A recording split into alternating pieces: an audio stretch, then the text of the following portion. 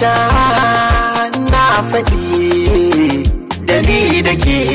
mace karaba gwanata zaga jijiya ta gani danta jinin jikina ke zaya bai wagata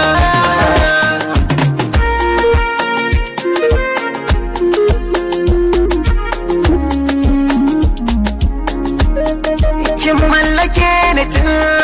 kafin na ambata zan ki zana kama kuma na kai zigata haɗa kan mizamiyo makiya mu kunyata ni ke nake fahimta kin zama jini da hanta na kwana zauna amma sannadin ki ne zauna in tashi ko karshe in jingine in ta zagaye a ɗaki nazarin ki ne ke ɗai kamar gari ne haguna in ke ka gane ke ce bakin cikina sannan farin cikina